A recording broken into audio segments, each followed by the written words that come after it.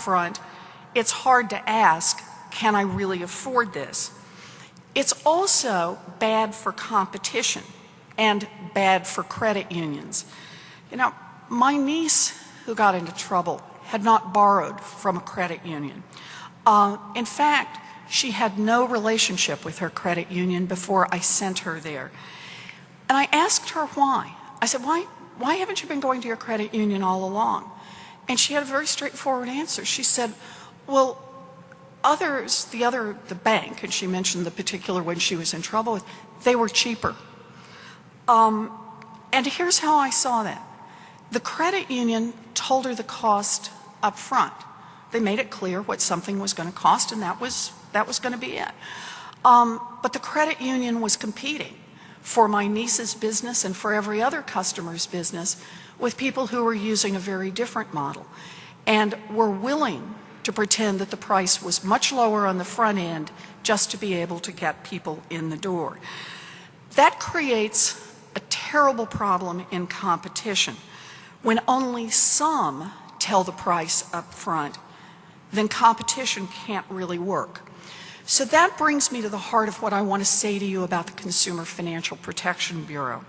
Our mission is to make the price clear up front, to make the risk clear up front, and to make it easy for customers to be able to compare 3 or 4 products straight up. That's our central mission. Clarity is the norm here. Your work, creating a valued partnership with your members, can be a real competitive advantage, not a way for others to take your business. So I see the consumer agency as an ally of credit unions, those who want to work on behalf of their members. Now, I recognize that it gives you pause to see someone stand up in front from a regulatory agency and say, here we are to be helpful. Government regulation, I recognize, has been part of the problem. I have not spent nearly 20 years talking to Gene Foley without hearing that message more than once. Complicated papers, for example, at real estate closings, are often required by regulation. And I understand that complicated and duplicative paperwork forces credit unions to reallocate resources away from serving customers, away from the time spent working with customers, and instead moving it over to filling out more forms. I understand the high cost of regulatory compliance. I know that time spent filling out forms, or worse yet, proving that you filled those forms out correctly, is an expense for a credit union as it is for any other financial company. I understand that ambiguity in what is or is not required, lack of clarity in what should be done on the forms, drives up costs for you. I understand about the frustration. Over the last 6 months, I've heard it and heard it and heard it again. So what I see with this new consumer agency is that we may have a moment to do something better, an opportunity to cut back on regulatory costs. Our first initiative is to combine the TILA and the RESPA forms. For those of you who have a little history on this subject, you may remember that there have been government agencies at work to combine the TILA and the RESPA forms for nearly 20 years. Think about that for just a second. There have been people who have met, fallen in love, married, had children, and those children are now headed off to college in the length of time that people have been talking about combining the TILA and the RESPA forms. But here ought to be an advantage to the new consumer agency. One of the reasons the TILA and RESPA forms were never combined before, well, one belongs to the Fed and one belongs to HUD.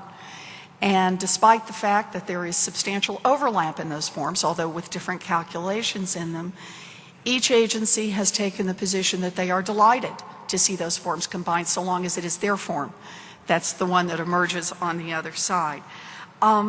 Here's the first piece of good news about this consumer agency. At least those turf battles will be gone. So our plan out of this, and we're working with credit unions from the beginning to talk this through, both as an initiative and what the pieces start to look like, is to take that TILA and that RESPA form, get it down to something much smaller, much shorter, much easier to fill out, and that comes earlier in the process. A one-page mortgage shopping sheet that a consumer can actually read and understand. Instead of going from a place where it's high cost to fill it out and low value for the customer, what we're looking for is exactly to invert that. Low cost to fill it out and some real value for the customer. So that's our first initiative. Good. So our second first initiative, and I know the math is you're supposed to have a second initiative, but this really is, it's not the same set of people, so I think you can have two first initiatives at once. And that is to make sure that everyone follows the same rules. Part of what happens with this new consumer agency is that we not only take the consumer financial laws that are scattered among 18 different statutes, bring them all to bear in a single agency. So the 7 agencies that we're dealing with this hand over the baton to us. That will happen this summer. But in addition, for the very first time at the federal level, there will be some consistent rules and some enforcement for the non-bank lenders. We will, yes. We will pick up responsibility for supervision and oversight for enforcement for an estimated 80,000 non-bank financial lenders, check cashers, payday lenders, mortgage brokers, title lenders. This will be the single biggest undertaking of the consumer agency.